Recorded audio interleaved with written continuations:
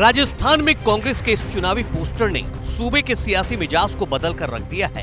कहने को ये एक पोस्टर है, लेकिन हकीकत में इस पोस्टर में कांग्रेस की बदली हुई सियासी रणनीति का संदेश छुपा है। संकेतों की भाषा समझते हैं तो जान लीजिए, राजस्थान कांग्रेस ने बीजेपी के बदले हुए तेवर के बाद प्लान बी पर काम शुरू कर दिया है।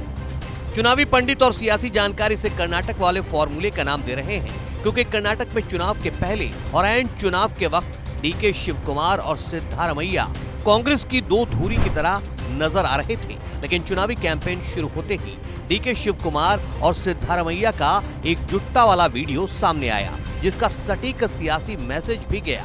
डिजाइन बॉक्स के नरेश अरोड़ा वहां दोनों को एक करने में कामयाब रहे थे, जिसका नतीजा कांग्रेस की जीत के तौर पर सामने आया।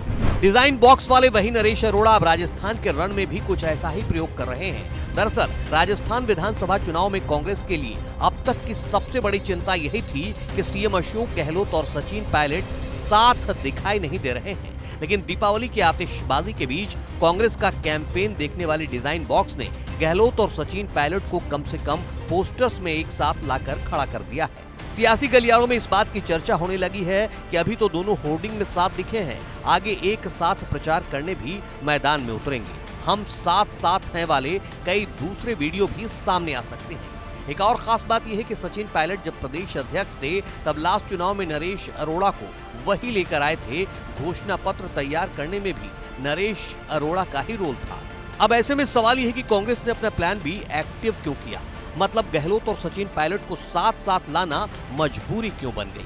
इसके पीछे कहीं ना कहीं वसुंधरा राजे का फिर से राजस्थान में एक्टिव होना बताया जा रहा है। दरअसल चुनावी कैंपेन के शुरुआती दौर में वसुंधरा बीजेपी में साइडलाइन नजर आ रही थी। कई सियासी और गैर सियासी मंच पर भी इसकी तासीर दिखी थी, लेकिन अब फिर से वसुंधरा एक्टिव मोड में है, तो कांग्रेस को जीत की राह आसान नजर नहीं आ रही। दूसरी वजह है गुर्जर वोटर्स के छिटकने का डर। दरअसल कांग्रेस के सर्वे से लेकर सोशल मीडिया प्लेटफॉर्म पर चल रही तमाम खबरों में इस बार गुर्जर वोटों का रुझान एंटी कांग्रेस बताया जा रहा है।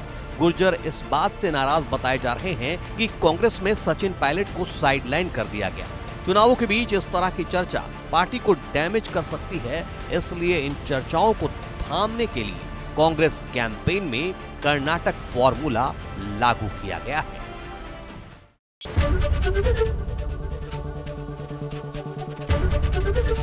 एबीपी गंगा, खबर आपकी, जुबान आपकी।